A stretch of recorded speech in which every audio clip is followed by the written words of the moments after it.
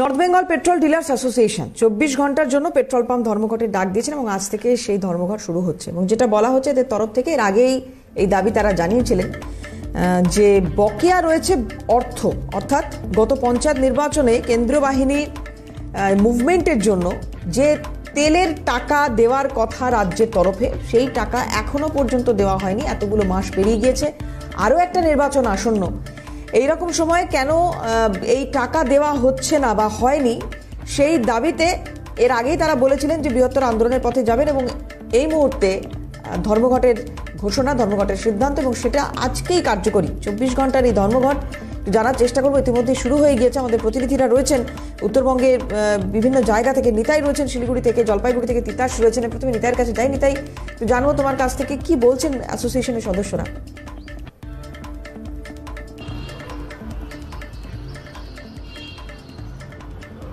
একদম, আমি একদম সরাসরি অ্যাসোসিয়েশনের যারা সদস্যরা রয়েছেন তাদের সঙ্গে কথা বলবো। তার আগে একটি বিষয় তোমাকে জানিয়ে রাখার চেষ্টা করব যে পঞ্চায়েত নির্বাচন শেষ হয়েছে, অনেকগুলি মাস পেরিয়ে গেছে।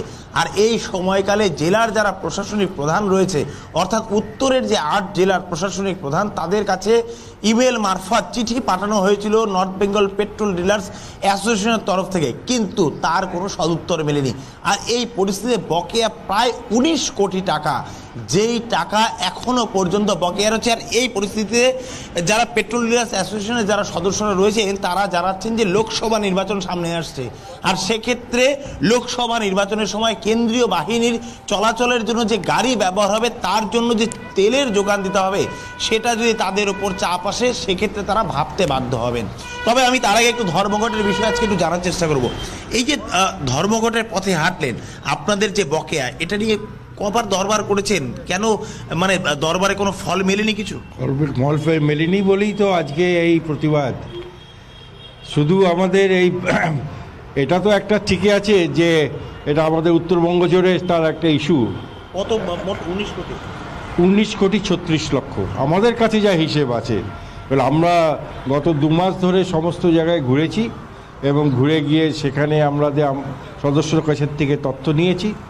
যারা যারা বাকি দিয়েছেন তাদের থেকে আগেই খবর দিয়েছি যে আপনারা আপনাদের এটা আপনাকে মানে কত টাকা পাওনা বকেয়া আছে তার একটা লিস্ট তৈরি করে রাখুন। সেই লিস্ট অনুযায়ী আমাদের কাছে যা আছে সে 19 কোটি 36 লক্ষ টাকা মতো। এ নিয়ে এখনও পর্যন্ত কাকে কাকে চিঠি করুন? 8টা ডিস্ট্রিক্টের আপনার ডিএম এবং এসপি, প্রশাসনের তরফ থেকে চিফ সেক্রেটারি, আমাদের তেল কোম্পানির যত 3টে তেল কোম্পানির তার এক্সিকিউটিভসদের, এবং বাস এই তো। আর তো আমাদের কারোর কাছে তো আর কিছু নেই, কারণ এটা তো যারা দেবে তাদেরকেই বলানো, এবং যারা আমাদের হয়ে হয়তো পার্সুয়েশন করতে পারে, যেমন তেল কোম্পানি, তাদেরকে দিয়েছে। এই যে বকেয়ার দাবিতে ধর্মঘট, 24 ঘন্টা টানা ধর্মঘট, সাধারণ মানুষের সমস্যায় পড়বে। তবে এর পরেও যদি বকেয়া না মেটানো হয়, তাহলে বকেয়া না মেটানো হলে তাহলে আমাদেরকে পরবর্তী স্টেপ ভাবতে হবে, এটার মধ্যে কোনো ভুল নেই। এবং আমাদের শুধু এই বকেয়া ব্যাপারটা নয়, আমাদের যেটা আছে মূলত যেটা আর কি আছে যে আমাদের গত 7 বছর ধরে আমাদের যে কমিশন, আপনারা প্রত্যেকেই এতদিনে জানেন যে পেট্রোল পাম্পের কিন্তু কমিশনের উপর বেস করে চলে, কোনো রকম মানে আমাদের রিভিশন হয়নি। আর গতকালই আর কি আমাদের বিভিন্ন মানে বড় মানে ইন্ডিয়ান অয়েলের মানে বড় অফিসারদের সাথে কথা হচ্ছিল, বা তেল কোম্পানির বড় অফিসারদের কথা হচ্ছিল।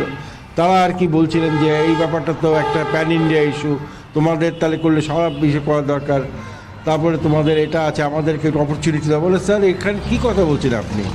আপনাদের অন্তত এতদিন আগে চিঠি দেওয়া হয়েছে, মেল দেওয়া হয়েছে, তো আপনারা সকলদিন এখন যেহেতু আমাদের একটা প্রতিবাদ করে সেই সময় আপনারা বলছেন যে আমাদের অপরচুনিটি দাও। আর থাকলো হচ্ছে যে আপনার মানে ডিলার্স কমিশন, প্রত্যেক বছর আপনার মায়না বাড়ছে, অথচ ডিলার্সদের যে 7 বছর ধরে যে রিভিশন হয়নি সেটা তো আপনার জানার কথা না, আপনার জানার নেই। তখন তিনি আর এই ব্যাপারে কিছু আর কি বললেন না, বাস ওই যথারীতি। এই পরিস্থিতিতে একটি প্রশ্ন রাখবো, সেটা হচ্ছে যে আপনারা যেটা বলছেন যে এই যে 19 কোটি 36 লক্ষ টাকা বকেয়া রয়েছে, এই পরিস্থিতিতে আবারও লোকসভা নির্বাচন আসতে চলেছে, তো সেক্ষেত্রে লোকসভা নির্বাচনের সময় কি করবেন? এ তো পরিষ্কার কথা আমাদের বকেয়াটাকে আগে দাও, তারপরে কথা শুরু হবে।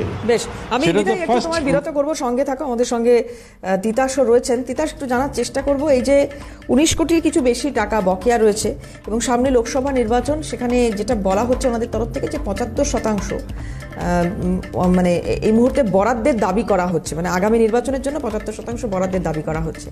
গতকাল একটি বিজ্ঞপ্তি জারি করা হয়েছে নির্বাচন কমিশনের, মানে যেটা এখনো পর্যন্ত জানা যাচ্ছে অন্তত, যে গোটা দেশের মধ্যে 920 কোম্পানি কেন্দ্রীয় বাহিনী এ রাজ্যে শুধু মোতায়েন হচ্ছে। গোটা দেশের মধ্যে যেটা সব থেকে বেশি, এ রাজ্যে 920 কোম্পানি কেন্দ্রীয় বাহিনী, অর্থাৎ আবার এদের মুভমেন্ট।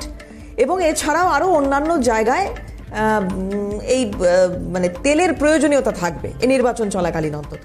তাহলে তার অ্যামাউন্ট আরও অনেক বাড়বে, কারণ 920 কোম্পানি কেন্দ্রীয় বাহিনী সব থেকে বেশি এ রাজ্যে।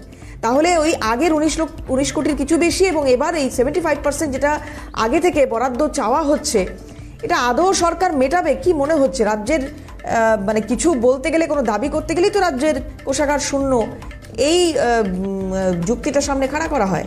কতটা আশাবাদী অ্যাসোসিয়েশন?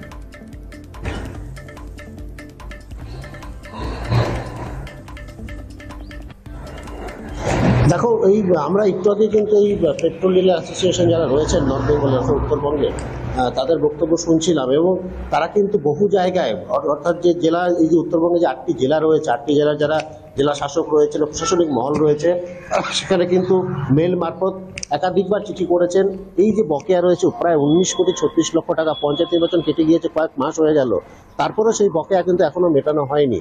সামনেই কিন্তু আবার লোকসভা নির্বাচন আসছে, আর হয়তো 1-1.5 মাস পরে লোকসভা নির্বাচন হবে, তখন কিন্তু আবার কেন্দ্রীয় বাহিনী পাঠানো হবে।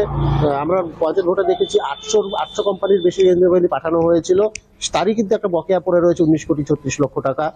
এবার যে 900 কোম্পানিরও বেশি একটা কেন্দ্রীয় বাহিনী পাঠানো হচ্ছে, স্বাভাবিকভাবে কিন্তু তার খরচ আরও বরাদ্দ কিন্তু বাড়বে এবং স্বাভাবিকভাবেই নর্থ বেঙ্গল পেট্রোল অ্যাসোসিয়েশনে যারা রয়েছেন কর্তা ব্যক্তিরা, তারা কিন্তু বিষয়টা নিয়ে চিন্তিত, কারণ এখনো আগের বকেয়া মেটানো হয়নি। এরপরে যে খরচটা হবে সেটা তারা কিভাবে মেটাবেন, কারণ তাদের কিন্তু নিজেদের পকেট থেকে টাকা খরচ করে কোম্পানিতে সিকিউরিটি দিয়ে সামান্য মার্জিনে তাদেরকে তেল নিতে হয় এবং তারপর তারা একটা কমিশন পান। এবং তাদের যেটা আরেকটা বড় অভিযোগ, যে গত 7 বছর ধরে এই যে তেলের যে কমিশন হয়, তেল মার্কেটিং কোম্পানিগুলি ডিলারদের যে কমিশন দেয়, গত 7 বছর কিন্তু সেই কমিশন 1 পয়সাও বাড়েনি। ফলে তারা এমনিতেই সমস্যার মধ্যে রয়েছেন, তার মধ্যেই এত বড় একটা বকেয়া ঋণ ঘাড়ে নিয়ে তারা কি করে লোকসভা নির্বাচনে যাবেন, তারা আরও কীভাবে তেল যোগাবেন, তা নিয়ে কিন্তু তারা দুশ্চিন্তায় রয়েছেন এবং তাদের এই মুহূর্তে দেওয়ালে পিঠ ঠেকে গিয়েছে, যার ফলে কিন্তু আজকে তারা সাধারণ মানুষকে ভোগান্তির মুখে ফেলে ধর্মঘটে নামতে বাধ্য হচ্ছেন। আজকে সকাল 6টা থেকে আগামীকাল সকাল 6টা পর্যন্ত 24 ঘন্টার ধর্মঘট ডাকা হয়েছে পেট্রোল পাম্পগুলি। এবং আমি এই মুহূর্তে একটা পেট্রোল পাম্পের সামনে দাঁড়িয়ে রয়েছি, সেটি কিন্তু সকাল থেকে বন্ধ খোলেনি এখনো পর্যন্ত, এবং শহরের জলপাইগুড়ি শহরে যতগুলি পাম্প রয়েছে সেগুলো কিন্তু এখনো পর্যন্ত খোলেনি, অর্থাৎ সেই বন্ধ কিন্তু চলছে, ধর্মঘট কিন্তু শুরু হয়ে গিয়েছে ইতিমধ্যে। এবং এর ফলে যে সাধারণ মানুষ ভোগান্তির মুখে পড়বেন এটা কিন্তু বলার অপেক্ষা রাখে না। কিন্তু পেট্রোল অ্যাসোসিয়েশনের যারা রয়েছেন কর্তা ব্যক্তিরা, তারা কিন্তু স্পষ্ট জানাচ্ছেন তারা বাধ্য হয়ে দেওয়ালে পিঠ ঠেকে যাওয়াতেই এই পদ্ধতি বেছে নিয়েছেন। এবং তারা যেটা দাবি করছেন, যেহেতু সামনে লোকসভা নির্বাচন এগিয়ে আসছে, আগের যে 19,36,00,000 টাকা সেটা যেরকম মিটিয়ে দিতে হবে, পাশাপাশি সেই লোকসভা নির্বাচনে কেন্দ্রীয় বাহিনীর জন্য যে তেলের খরচ পড়বে তার 50% অর্থ এই নির্বাচনের আগে মিটিয়ে দিতে হবে, কারণ তারা ভরসা করতে পারছেন না যে নির্বাচন মিটে গেলে তারা টাকাটা আবার কবে পাবেন। তাই তারা আগাম 75% অর্থ কিন্তু বোঝা গেছে। তিতাস, আপাতত অনেক ধন্যবাদ তোমাকে। কথা বলছিলাম তিতাস ছিলেন, নিতাই ছিলেন, নিতাইকেও ধন্যবাদ।